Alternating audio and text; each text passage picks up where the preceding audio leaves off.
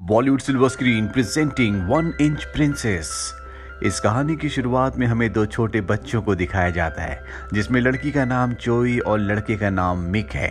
ये दोनों के दोनों मिक की दादी से 1 इंच की प्रिंसेस की कहानी सुन रहे होते हैं, जो सुनकर ये बहुत एक्साइटेड हो जाते हैं। चोई कहती है कि मैं 1 इंच की प्रिंसेस को देखना चाहूंगी और वो मिक के साथ उसे वहाँ घासों में ढूंढना शुरू कर देती है, जहाँ एक लेक भी होती है।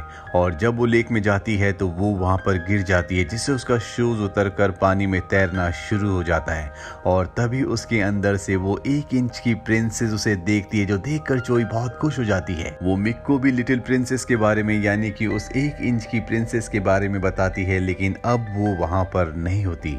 इसके बाद चोई और मिक एक साथ बैठ जाते हैं, जहां पर ये दोनों एक दूसरे से अपने प्यार का इजहार करके हमेशा एक दूसरे के साथ रहने का वादा करते हैं।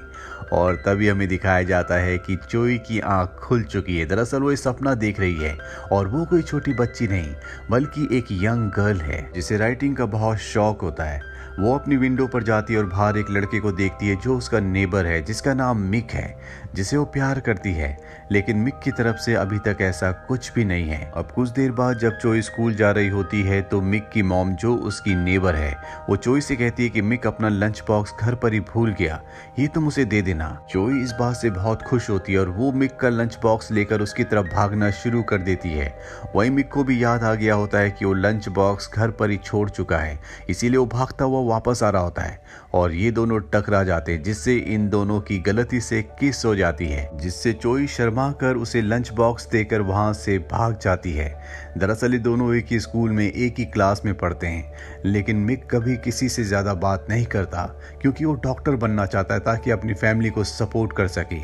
वहीं चोई को दिखाया जाता है, जो बहुत अच्छी डांसर है और एक बड़े डांस कंपटीशन के लिए वो टोक्यो जाना चाहती है, लेकिन वो जानती है कि उसके पेरेंट्स कभी भी उसे अलाउ नहीं करेंगे।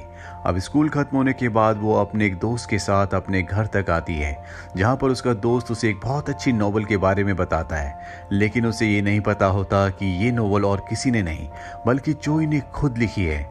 दरअसल वो अपनी आइडेंटिटी छुपाकर राइटिंग करती है। अब चोई का जो दोस्त होता है उसे एक प्यारा सा गिफ्ट देता है और कहता है कि मैं तुमसे प्यार करता हूँ। चोई इसके बाद वहाँ से निकल जाती है।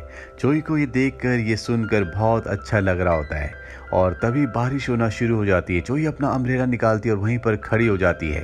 तभी वो देखती है कि मिक उसी की क्लास की एक लड़की के साथ एक ही अम्ब्रेला के नीचे आ रहा है। वो लड़की मिक को बहुत प्यार से देख रही होती है, जो देखकर चोई को बहुत दुख होता है। वो वहां से भागकर घर आ जाती है और घर पर रोने लगती है, क्योंकि वो मिक से सच में बहुत प्यार करती है। अब इस बात को सोच सोच कर उसके दिमाग में बहुत ज्यादा टेंशन होती है, इसीलिए वो अपनी मॉम डैड से कहती है कि मैं टोक्यो डांस कंपटीशन के लिए जाना चाहती हूँ, और उसके मॉम डैड उसे अलाउ नहीं करते, जिससे चोई अपने मॉम डैड से बदतमीजी से बात करना शुरू कर देती है। उसके डैड को गुस्सा आता है और वो चोई को एक थप्पड़ मार देते हैं। चोई को बहुत बुरा लगता है, वो घर से बाहर आ जाती है। और कुछ ही देर बाद एक बार फिर से तेज बारिश शुरू हो जाती है और अब चोई घर वापस आ रही होती है। वो देखती है कि वहां पर मिक है। वो मिक से बात करती है और उससे पूछती है कि आज जिस लड़की के साथ तुम एक ही अम्ब्रेला के नीचे आ रहे थे, उससे तुम्हारा क्या रिश्ता है। लेकिन मिक उससे अच्छे से बात नहीं करता, वो बहुत रूडली उससे बात करता है। चोई को बहुत दुख होता है। वो वहां से भागकर उस जगह जाती है जिस जगह को उसने अपने सपने में देखा था। यहाँ पर मिक और चोई ने एक दूसरे से वादा किया था कि दोनों हमेशा एक साथ रहेंगे। दरअसल वो सपना नहीं था, बल्कि उसकी बचपन की यादें थी। बचपन में वो मिक के साथ यहाँ पर आया करती थी। इन दोनों ने एक दूसरे से अपने प्यार का इजहार किया था और वादा किया था कि ये हमेशा एक दूसरे के साथ रहेंगे। पर कुछ वक्त बाद मिक के पिता उन्हें छोड़कर चले गए, जिसके बाद वो पूरी तरह से बदल गया। चोई अपनी पुरानी जिंदगी को, पुराने दिनों को याद करके बहुत रोती है। वो प्रेयर करती है कि काश एक बार फिर से सब कुछ पहले जैसा हो जाए, वो और मिक एक दूसरे के साथ रहें। रोते रोते वो वहीं पर सो जाती है और जब सुबह उसकी आंख खुलती है तो वो देखती है कि जो कपड़े उसने पहने थे अब वो बहुत बड़े हो चुके हैं। दरअसल अब वो 1 इंच की प्रिंसेस बन चुकी है, उसी कहानी की प्रिंसेस की तरह जिस कहानी को मिक की दादी बचपन में चोई और मिक को सुनाया करती थी। वहीं चोई के पेरेंट्स को दिखाया जाता है, जो उसके घर ना लौटने पर बहुत ज्यादा परेशान होते हैं। वो पुलिस को इन्फॉर्म करते हैं और पुलिस उसे पूरे शहर में ढूंढना शुरू कर देती है, जिससे सबको पता चल जाता है कि चोई घर लौट कर नहीं आई, वो मिसिंग है। मिक को भी ये बात पता चलती है और वो भागता हुआ उसी जगह पर जाता है जहाँ पर वो बचपन में चोई के साथ आया करता था। यहाँ आने के बाद वो चोई को जोर जोर से आवाजें लगाता है और तभी उसे चोई की आवाज सुनाई देती है जो पत्थरों की गुफा से आ रही होती है। और जब मिक वहां पर जाता है वो देखता है कि वहां पर कोई भी नहीं है। वो चारों तरफ देखने की ढूंढने की कोशिश करता है लेकिन उसे चोई नहीं दिखती। चोई दरअसल अब बहुत छोटी हो चुकी है। वो उछल उछल कर मिक को आवाजें देती है और जब मिक नीचे देखता है तो पूरी तरह से हैरान हो जाता है क्योंकि चोई अब मात्र 1 इंच की हो चुकी है, ठीक उसी कहानी की प्रिंसेस की तरह जो उसकी दादी इन दोनों को सुनाया करती थी। और अब मिक चोई को अपनी पॉकेट में रख कर वापस अपने घर ले आता है। यहाँ पर मिक को कुछ समझ नहीं आता कि उसे क्या करना चाहिए। वो चोई से कहता है कि तुम्हें अपने घर लौट जाना चाहिए। चोई कहती है कि अगर मैं ऐसे घर गई तो मेरे पेरेंट्स बहुत ज्यादा परेशान हो जाएंगे, जो कि मैं बिल्कुल नहीं चाहती।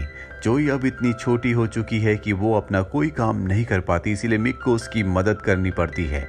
और वो मिक के फोन से अपने घर पर फोन करती है और बताती है कि मैं टोक्यो डांस कंपटीशन में आई हूँ, इसीलिए आप मेरी चिंता ना करें। और अब मिक चोई के लिए यहाँ पर अलग अलग तरह के अरेंजमेंट्स करना शुरू करता है। वो उसके लिए नहाने के लिए बाथ टब बनाता है, साथ ही टिश्यू पेपर को खाली करके लिए उसके लिए बेड बनाता है जिसमें चोई आराम से सो जाती है। और जब मिक चोई को सोते हुए ध्यान से देखता है तो वो भी एक बार फिर से जैसे वो बचपन में उसकी तरफ अट्रैक्ट होना शुरू हो जाता है। अब अगली सुबह जब वो उठती है तो मिक को चोई एक कहानी सुनाती है जो कि एक राजकुमारी की होती है, जिसमें वो जादू की वजह से बहुत दिनों तक सोई रही थी। जिसके बाद राजकुमार ने उसे किस किया और वो उठ गई। लेकिन मिक उसकी इस कहानी पर हंसता और कहता है कि ऐसा असल जिंदगी में कुछ भी नहीं होता। और वो ड्रायर से उसके कपड़े सुखाता है। इसके बाद वो उसे अपनी पॉकेट में रखकर अपने साथ स्कूल ले जाता है, जहाँ वो उसके लिए एक गुड़िया का डॉल का ड्रेस लेता है और वो उसे देता है, जिसे पहनकर वो बहुत खुश हो जाती है। साथ ही जब वो क्लास में पढ़ाई कर रहा होता है तो वो उसकी बुक के पीछे छुपकर उसे देखती है। मिक अब इस बात से परेशान होता है कि वो किस तरह से चोई को वापस बड़ा करे। उसे अपनी दादी की बचपन की उसी 1 इंच की प्रिंसेस की कहानी याद आती है, जिसमें उसकी दादी ने बताया था कि एक मैजिक मैलेट से पूरे चांद की रात को उसकी हाइट वापस पहले की तरह नॉर्मल हो गई थी। और अब वो भी ऐसे ही ट्राई करता है लेकिन चोई दोबारा से बड़ी नहीं होती। इसके बाद मिक देखता है कि आज रात भी वैसी बारिश हो रही है जैसे एक रात पहले हुई थी, जिस रात को चोई छोटी हुई थी। इसीलिए वो चोई को उसी जगह ले जाता है जहां पर वो छोटी हुई थी। और अब ये दोनों के दोनों पूरी रात वहां पर इंतजार करते हैं, लेकिन चोई अब भी बड़ी नहीं होती। और पूरी रात बारिश में भीगने की वजह से मिक को बुखार हो जाता है। हालांकि चोई उसकी मदद करना चाहती है, उसकी टेक केयर करना चाहती है, लेकिन वो बहुत छोटी है इसीलिए वो उसकी मदद नहीं कर पाती। मिक चोई से कहता है कि तुम सिर्फ मेरे साथ रहो। और अब यहाँ पर मिक की वो दोस्त भी आ जाती है जो उसी के साथ उसकी क्लास में पढ़ती है, जो मिक को पसंद करती है और वो मिक की टेक केयर करना शुरू कर देती है। और एक पल ऐसा आता है जब वो मिक को किस करने वाली होती है। चोई दूर से छुप कर ये सब कुछ देख रही होती है जिससे उसे बहुत दुख हो रहा होता है, लेकिन वो कुछ भी नहीं कर सकती। वो उस लड़की के सामने नहीं आ सकती। और इससे पहले कि वो मिक को किस करती, मिक चोई का नाम लेता है जिससे वो लड़की पीछे हट जाती है और वहां से चली जाती है। अगली सुबह दिखाया जाता है कि मिक चोई का एक वीडियो बनाता है। वो वीडियो इस तरह से बनाता है ताकि उसके पेरेंट्स को लगे कि वो एक बड़ी लड़की है, जिसमें वो अपने पेरेंट्स के लिए मैसेज रिकॉर्ड करती है कि मैं टोक्यो में हूँ, मैं बिल्कुल ठीक हूँ, लेकिन मुझे घर लौटने में अभी कुछ वक्त लगेगा, आप मेरी चिंता ना करें। इस मैसेज को देखने के बाद उसके पेरेंट्स बहुत हद तक सेटिस्फाइड हो जाते हैं। वहीं हमें मिक को दिखाया जाता है जो एक कोंडो नाम की फाइट की प्रैक्टिस करता है और अब उसका कंपटीशन है, लेकिन वो उसके लिए पूरी तरह से कॉन्फिडेंट नहीं होता। चोई कहती है कि तुम हर रोज सुबह प्रैक्टिस करते हो, तुम्हें उस कंपटीशन में जाना चाहिए, मुझे पूरा विश्वास है कि तुम उस कंपटीशन को जीत जाओगे। मिक चोई के कहने पर वहां पर जाता है लेकिन वो जीत नहीं पाता, वो हार जाता है। वहीं चोई के पास अब एक ही ड्रेस है, इसीलिए वो चुपके से अपने घर जाती है और वहां उसकी जितनी भी डॉल की ड्रेसेस होती है उन्हें ले आती है। अब एक दिन मिक चोई को घर पर ही छोड़कर स्कूल चला जाता है और जब चोई घर पर अकेली होती है तो घर पर चोर आ जाते हैं, घर पे चोरी करने लगते हैं। चोई उनका कुछ भी नहीं कर सकती, इसीलिए वो टैबलेट से मिक को मैसेज करती है कि घर पर चोर आए हैं। ये मैसेज पाने के बाद मिक पूरी तरह से परेशान हो जाता है, उसे चोई की चिंता होती है, इसीलिए वो स्कूल छोड़कर चोई को बचाने के लिए घर की तरफ भागता है। वहीं घर पर चोई जानबूझकर म्यूजिक सिस्टम को प्ले कर देती है, जिससे चोरों को लगता है कि घर पर कोई है और वो घर से भाग जाते हैं। अब मिक जब घर पर आता है, चोई को सही सलामत देखकर बहुत खुश होता है। अब चोई की एक दोस्त टोक्यो डांस कंपटीशन में फोन करती है, जहां पर फोन करके उसे पता चलता है कि चोई ने इस कंपटीशन में पार्टिसिपेट नहीं किया। अब अगले दिन दिखाया जाता है कि मिक चोई को एक बार फिर से अपने कोट की पॉकेट में रख कर स्कूल ले जाता है। इन्हीं की क्लास में एक लड़का होता है जिसने एक छोटी सी डॉल बनाई होती है और वो भी मिक की तरह अपनी जेब में उस डॉल को रखता है, जो देखकर मिक को बहुत गुस्सा आता है। और जब मिक उस लड़के के सामने होता है, तभी चोई गलती से पॉकेट से बाहर देखती है। वो लड़का चोई को देख लेता है और पूरी तरह से हैरान हो जाता है। वहीं चोई की बहन को दिखाया जाता है जो मिक के घर जाती है और वहां पर वो देखती है कि चोई की डॉल्स की बहुत सारी ड्रेसेस पड़ी हुई हैं, जो देखकर वो हैरान होती है। वहां पर वो टैबलेट भी होता है जिससे चोई अपने पेरेंट्स को मैसेज किया करती थी, और जब उसकी बहन टैबलेट देखती है तो वो उसमें उस मेल आईडी को देखती है जिससे उनके घर पर चोई के मैसेजेस आया करते थे। चोई की बहन को कुछ भी समझ में नहीं आता। अब रात को दिखाया जाता है कि मिक के घर पे उसकी क्लास की वही क्लासमेट आती है जो उसे पसंद करती है, उससे प्यार करती है। मिक की मॉम कहती है कि आज रात को तुम यहीं पर रुक जाओ, रात काफी हो चुकी है। वो लड़की मिक की मॉम की बात मान जाती है और रात को जब मिक अपने रूम में होता है तो मिक के पास आती है, उसे हक करती है और कहती है कि मैं तुमसे बहुत प्यार करता हूँ। मिक कहता है कि मैं अभी काम में बिजी हूँ, मैं तुमसे बाद में बात करूंगा। इसके बाद वो लड़की चली जाती है और जब मिक अपने कमरे में अंदर जाता है तो देखता है कि वहां पर चोई रो रही होती है, क्योंकि वो मिक को किसी के भी इतने करीब नहीं देख सकती। वो उससे बहुत प्यार करती है। निक उसे रोता हुआ देखकर उसके रोने की वजह पूछता है, लेकिन चोई उसे नहीं बताती। अब निक की जो दादी होती है वो चोई को देख लेती है, लेकिन वो उसे चोई नहीं बल्कि अपनी कहानियों वाली 1 इंच की प्रिंसेस समझती है।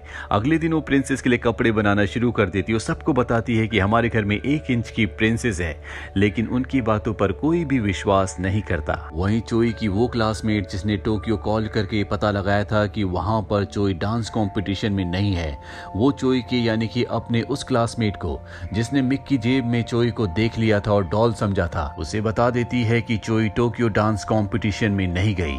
और अब उसे भी शक हो जाता है कि कुछ ना कुछ गड़बड़ है। वही चोई की बहन को दिखाया जाता है जो मिक से चोई के बारे में पूछती है। मिक कहता है कि चोई इस वक्त मुसीबत में है, वो घर वापस लौट नहीं सकती, लेकिन जल्दी वो घर वापस लौट जाएगी। तुम इस बारे में किसी को कुछ मत बताना। चोई की बहन उसकी बात मान जाती है। वही मिक की दादी की तबीयत खराब हो जाती है, वो उन्हें हॉस्पिटल ले जाता है और जब उसे वॉशरूम जाना होता है तो वो अपना कोट वहीं पर रखकर वॉशरूम चला जाता है जिसके अंदर चोई होती है। वहां पर एक बच्ची आती है जो उसके कोट को उल्टा करती है और उसके अंदर से चोई गिरती है। वो चोई को उठाकर अपने साथ ले जाती है और जब मिक वापस आता है तो देखता है कि कोट के अंदर चोई नहीं है। वो परेशान हो जाता है, पर वो चोई के बारे में न किसी को बता सकता और ना ही किसी से कुछ पूछ सकता है। वो बच्ची जो चोई को अपने साथ ले गई है, वो चोई को छोटी डॉल समझकर उसे बांध देती है। ये बच्ची भी यहाँ पर पेशेंट है और इसका जो बेड होता है वो मिक की दादी के बेड के बिल्कुल सामने वाला बेड होता है। मिक की दादी चोई को देख लेती है और उसे समझाती है कि तुम्हें इस डॉल को जो कि 1 इंच की प्रिंसेस है उसे बांधना नहीं चाहिए। अब वहाँ पर मिक भी आ जाता है जो चोई को देखकर बहुत खुश होता है और अपने साथ ले जाता है। और जब वो चोई से बात कर रहा होता है तो वहाँ पर चोई की सिस्टर भी आ जाती है जो चोई को देख लेती है और अब उसे भी सब कुछ पता है। वहीं मिक और चोई का वो क्लासमेट जिसने मिक की जेब में चोई को देख लिया था, लेकिन उस वक्त उसने उसे डॉल समझा था क्योंकि वो भी अपनी पॉकेट में उसी तरह की नकली डॉल रखा करता था। वो अब मिक के घर आता है और उसे कहता है कि मुझे वो डॉल दिखाओ जो चोई की तरह दिखती है, जो मैंने तुम्हारी जेब में देखी थी। मिक उसकी बात का जवाब नहीं देता, जिसके बाद वो उसके रूम में उस डॉल को ढूंढना शुरू कर देता है, पर उसे वो डॉल कहीं नहीं मिलती। जिसके बाद वो लड़का कहता है कि मैं चोई से मिलना चाहता हूँ। मिक उसकी बात का जवाब नहीं दे रहा होता, जिसके बाद वो बताता है कि मुझे पता है कि चोई नॉवल लिखती है और उसने जो अपनी आखिरी नॉवल लिखी है उसमें उसने अपने वन साइडेड लव के बारे में लिखा है, जो कि तुम हो। अगर तुम भी उससे प्यार करते हो तो तुम्हें अपने प्यार का इजहार उससे कर देना चाहिए। मिक कहता है कि मेरे पिता का हमें छोड़ने के बाद मेरा प्यार के ऊपर से विश्वास उठ गया, पर अब मुझे एहसास हो चुका है कि मैं चोई से बहुत प्यार करता हूँ। और जब चोई ये सुनती है तो वो सामने आ जाती है और मिक और चोई का वो दोस्त जो यहाँ पर चोई को देखने के लिए आया होता है, वो चोई को देखकर हैरान हैरान हो जाता है, लेकिन वो चोई का बहुत अच्छा दोस्त है, इसीलिए उसे देखकर वो खुश भी होता है और उसे बताता है कि मैंने भी 1 इंच प्रिंसेस की कहानी सुनी है और उस कहानी के हिसाब से जब सुबह सनराइज होता है उस वक्त प्रेयर करने से जो प्रिंसेस होती है वो अपने असली साइज में आ जाती है। और अगली सुबह दिखाया जाता है कि मिक और चोई दोनों के दोनों समंदर के किनारे होते हैं और जब सनराइज होता है तो वो प्रेयर करते हैं, लेकिन चोई अब भी 1 इंच की रहती है, वो बड़ी नहीं होती। चोई इस बात से डिसअपॉइंट हो जाती है और वो कहती है कि मैं अपने घर जाना चाहती हूँ, मैं अपने पेरेंट्स को सब कुछ बताना चाहती हूँ। मिक इस बात से उदास हो जाता है क्योंकि अब वो चोई को अपने से दूर नहीं करना चाहता और जब वो सड़क पर चल रहा होता है तभी एक कार उसे हिट करती है जिससे उसका एक्सीडेंट हो जाता है। तभी वहां पर चोई की मॉम आती है जो वहां पर मिक के सामने छोटी चोई को देखकर पूरी तरह से हैरान हो जाती है। इसके बाद वो मिक को हॉस्पिटल में एडमिट करके चोई को अपने बैग में घर ले आती हैं। चोई की बहन तो पहले से चोई के बारे में जानती थी, लेकिन अब चोई के पिता को भी उसके बारे में पता चल चुका है। चोई यहाँ पर मिक के लिए बहुत ज्यादा परेशान होती है। उसकी मॉम बताती है कि मिक अब तक होश में नहीं आया। ये सुनने के बाद चोई और भी ज्यादा परेशान होती है और वो अपनी मॉम के साथ एक बार फिर से हॉस्पिटल जाती है जहाँ पर मिक बेहोश होता है। चोई उसके ऊपर चढ़कर उसके लिप पर एक किस करती है जिससे एक लाइट चमकती है और वो होश में आ जाता है। इसके बाद चोई एक बार फिर से मिक को किस करती है, लाइट जलती है और चोई बड़ी हो जाती है, यानी कि वो अपनी नॉर्मल साइज में आ जाती है। जैसा कि उसने मिक को एक बार कहानी सुनाई थी कि एक बार जब एक प्रिंसेस होश में नहीं आ रही थी तो उसे राजकुमार ने किस किया था और वो होश में आ गई थी। पर उसकी इस कहानी पर मिक ने उस वक्त विश्वास नहीं किया था, पर आज जब चोई ने मिक को किस किया तो वो होश में वापस आ गई। ये दोनों एक दूसरे के साथ रहने का फैसला करते हैं जैसा कि बचपन में इन दोनों ने एक दूसरे से वादा किया था। अब मिक जब पूरी तरह से ठीक हो जाता है तो ये दोनों एक साथ क्लास में जाते हैं जहां पर सबको बताते हैं कि ये दोनों एक दूसरे से प्यार करते हैं और एक दूसरे को डेट कर रहे हैं। स्कूल खत्म होने के बाद मिक का मेडिकल कॉलेज में एडमिशन हो जाता है। साथ ही चोई जो हमेशा से डांसिंग के लिए टोक्यो जाना चाहती थी वो भी टोक्यो जाने का फैसला कर लेती है, लेकिन अपनी मंजिल की तरफ आगे बढ़ने से पहले ये दोनों उसी जगह जाते हैं जहां पर चोई छोटी हुई थी, जहां पर बचपन में दोनों एक साथ खेला करते थे। और बचपन की तरह एक बार फिर से वो उसे फूलों का क्राउन पहनाता है जैसा बचपन में उसने पहनाया था और ये दोनों एक दूसरे को हक कर लेते हैं। इसी के साथ ये फिल्म, ये कहानी यहीं पर खत्म हो जाती है। उम्मीद करते हैं कि ये कहानी आपको पसंद आई होगी।